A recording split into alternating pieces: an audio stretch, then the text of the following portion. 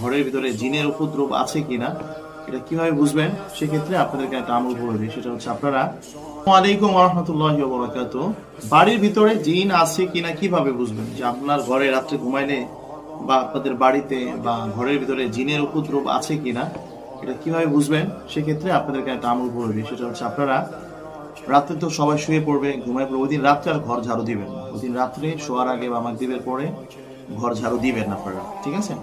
সকালে যখন ফজরের পরে নামাজ টামাজ পড়ে সকালবেলা ফজর নামাজ পড়ে যখন ঘর ঝাড়ু দিবেন, আপনারা কি করবেন? পুরা ঘর ঝাড়ু দিবেন, উঠান বা ঘর বা বারান্দা, ঢাকার বাসা হলে ফ্ল্যাটগুলা ঝাড়ু দিবেন, বারান্দাগুলো ঝাড়ু দেওয়ার পরে যেই ময়লাগুলো আসবে, বালিগুলো আসবে, বালু মাটি যেটাই হোক, এই বালু মাটিগুলো আপনারা কি করবেন? একটা পলির উপরে নিবেন, পলিটিনের উপরে, পলিটিন যেগুলো আছে ওটা উপরে নেবেন।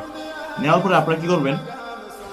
ইস্তেগফার, আস্তাগফিরুল্লাহ আল্লাযী লা ইলাহা ইল্লা হুয়া ওয়া আতুবু ইলাইহি, আলহামদুলিল্লাহ, এটা বা আস্তাগফিরুল্লাহ, যে কোনো ইস্তেগফার আপনারা 11 বার পরে ওই বালুতে আস্তের উপরে ফু দিবেন, আবার উড়ে চোখে লাগবে। আচ্ছা, এবার আপনারা কি ফু দেওয়ার পরে এবার আপনারা ওই মাটির উপরে আপনারা আয়াতুল কুরসি 7 বার পড়বেন। আয়াতুল কুরসি, আল্লাহু লা ইলাহা ইল্লা হুয়াল হাইয়ুল কাইয়্যুম, আয়াতুল কুরসি 7 বার পড়ে আস্তে আস্তে মনে মনে 7টা ফু দিবেন আস্তে আস্তে ওই বালুর উপরে। এবার আপনারা লা হাওলা ওয়ালা কুওয়াতা ইল্লা বিল্লাহিল আলিয়্যিল আযীম, এটা 7 বার পড়ে ফু দিবেন। লা হাওলা ওয়ালা কুওয়াতা ইল্লা বিল্লাহিল আযীম 7 বার ফু দিবেন। এবার সূরা নাস 3 বার, ফালাক 3 বার পড়ে ফু দিবেন। ফু দেওয়ার পরে এবার এইটাকে আবার কি করবেন?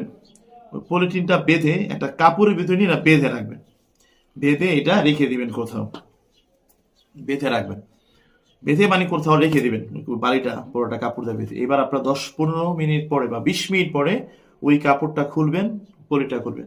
খোলার পরে দেখবেন যদি ওইটার ভিতর থেকে যদি কোনো ঘ্রাণ না আসে, মানে স্বাভাবিক বালু যেমন ময়লা যেমন তেমনই হয়, তাহলে বুঝবেন আপনার ঘরে কোনো জিন জাদুর কোনো উপদ্রব নাই, আলহামদুলিল্লাহ। কিন্তু যদি ওইটার ভিতর থেকে যদি আপনি দেখেন যে আতরে ঘ্রাণ আসতেছে, মানে কোনো সুগন্ধি, তাহলে বুঝবেন ভালো জিন্নাত আছে আপনাদের ঘরের ভিতরে, ভালো জিন্নাতটা হাঁটাচলা ভালো। আর যদি দেখেন সেটার ভিতর থেকে দুর্গন্ধ আসতেছে, মাছের গন্ধ বা দুর্গন্ধ আসতেছে, তাহলে বুঝতে পারবেন যে সেটার ভিতর থেকে আপনার আপনার বাসার ভিতরে অবশ্যই খারাপ জিন্নাত আছে। যদি দুর্গন্ধ পান, বিশেষ করে যদি মাছের আইসটা গন্ধ পান বা দুর্গন্ধ পান, তাহলে বুঝবেন যে আপনার এখানে খারাপ জিন্নাত আছে এবং যে কোনো সময় আপনাদেরকে ক্ষতি করতেছে অলরেডি এবং ক্ষতি করতে পারে যে কোনো সময়। এটা আপনারা খেয়াল রাখবেন ইনশাআল্লাহ।